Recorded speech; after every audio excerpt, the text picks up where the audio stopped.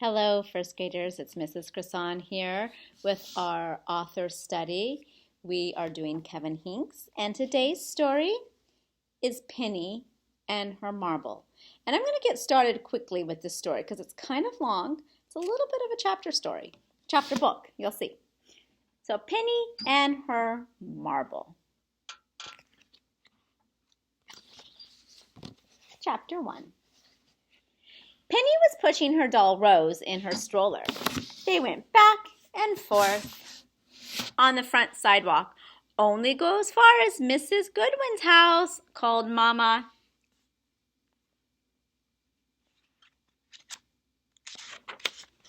Penny pretended they were in a big city. Look at the tall buildings, Rose, said Penny.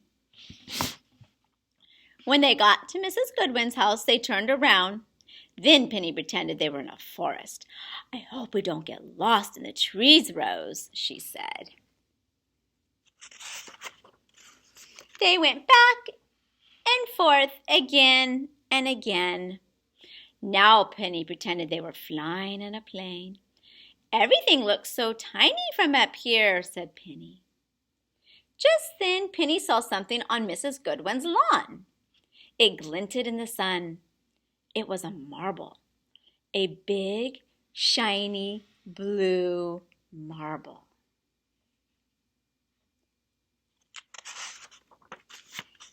It can't be Mrs. Goodwin's, thought Penny. She's too old to play with a marble. Penny bent down to get a better look. The marble seemed to say, "Take me home." Penny looked around. No one was watching. Penny picked up the marble. She put the marble in her pocket. Then Penny raced home with Rose. Chapter 2. Penny took the marble to her room. She shut the door. Penny rolled the marble between her fingers. That marble was smooth. Penny rolled the marble across her floor. That marble was fast. Penny showed the marble to Rose. Isn't it pretty, Rose? Penny asked. The marble was so blue it looked like a piece of the sky. Penny went to the window and held up the marble. She was right. The marble was like a piece of the sky. Penny saw Mrs. Goodwin out the window. Mrs. Goodwin was in her yard. Mrs. Goodwin was exactly where Penny had found the marble. Penny hid behind the curtain. Was Mrs. Goodwin looking for the marble? Penny left the window. She hid the marble in her dresser. Penny stayed by Mama and the babies all afternoon. She could not stop thinking about the marble. Chapter 3. Do you want to bake cookies? Asked Mama. Penny shrugged. We could make your favorite, said Mama, sugar cookies. I'll watch you, said Penny. Are you feeling okay? Asked Mama. My stomach hurts a little, said Penny. Mama felt Penny's forehead. No fever, said Mama. Penny watched Mama bake cookies. Penny helped a little. At dinner, Penny did not eat much. The oranges in the bowl looked like big orange marbles. The peas on her plate looked like little green marbles. Penny pushed the peas around her plate. I am not hungry, she said. Penny did not want a sugar cookie for dessert. At bedtime, Mama said, You still do not have a fever. Papa said, You will feel better in the morning. It's probably just a bug, said Penny. Are you worried about something? Asked Mama. No, said Penny. Are you sure? Asked Papa. Penny nodded. After Mama and Papa left her room, Penny looked at the marble. It was still so blue and so smooth and so shiny.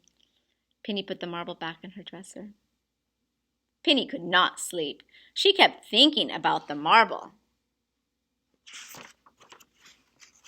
When Penny did fall asleep, she dreamed. She dreamed that Mrs. Goodwin was knocking on the door, yelling, "Where is my marble?" Then Penny dreamed that the marble grew so big it broke her dresser into bits. Finally, Penny stopped dreaming. She slept deeply until morning. Chapter 4. When Penny woke up, she had forgotten about the marble. All of a sudden, she remembered. Penny got dressed quickly. She got the marble and put it in her pocket. Penny looked for Mama. "Mama," said Penny, "may I take Rose for a walk before breakfast?" "Are you feeling better today?" asked Mama. Penny nodded. "Okay," said Mama, "just to Mrs. Goodwin's and back." Penny pushed Rose to Mrs. Goodwin's yard. Penny could feel the marble in her pocket. It felt as heavy as a rock. Penny bent down. She put the marble back where she had found it. "Let's go home, Rose," said Penny. "Hurry."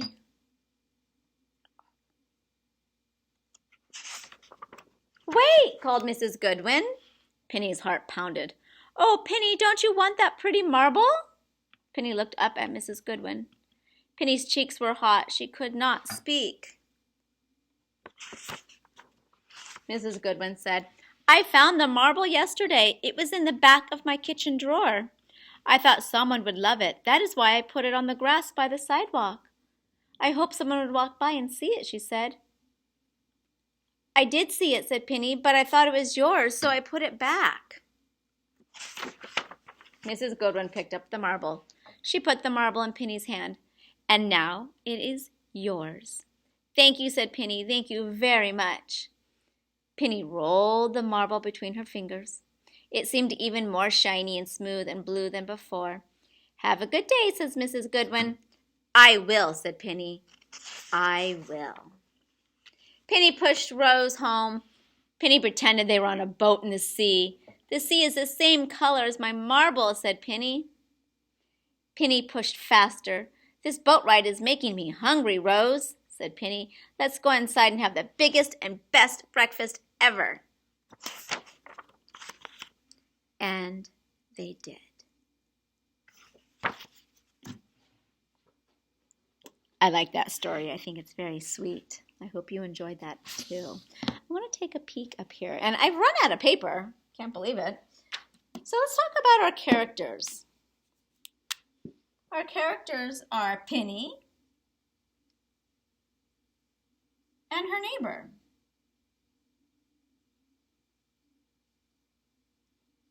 There's also the mom and the dad, Rose, the doll, we could say that, and the sisters. But we're going to stick to the main characters. The setting. Where did this take place? Mostly at Penny's house. And then outside. Mostly took place in the daytime. And then a little bit at night. Because she went to bed, so a little bit at night. What was the problem? What seemed to be Penny's problem? She seemed like she was really upset about that marble, right? That she knew that she took something without asking and that was making her really upset. So maybe taking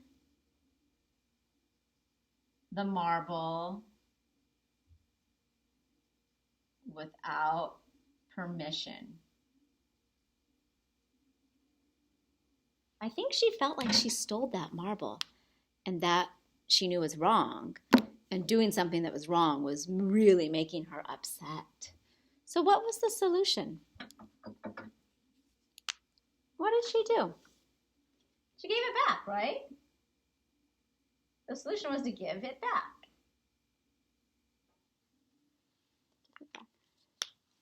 And what do you think the lesson was in this story?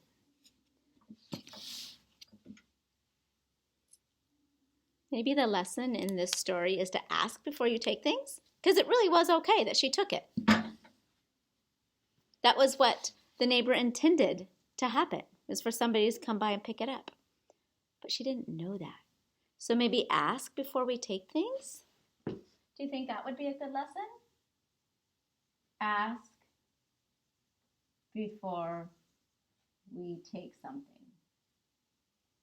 And that's a lesson I've had to learn. Even as an adult, I've taken things that I thought were like up for grabs, like I didn't know they belonged to somebody, and then only to find out like, oh wait, that actually did belong to somebody, and having to give those things back. Like, oh, I'm so sorry, I did not mean to take this. I didn't realize it was yours.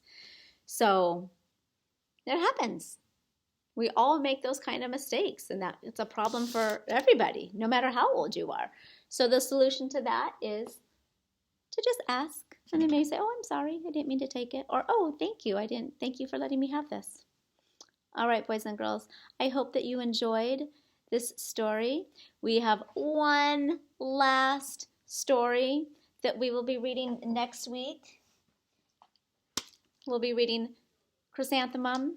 So please join me next week for our very last story.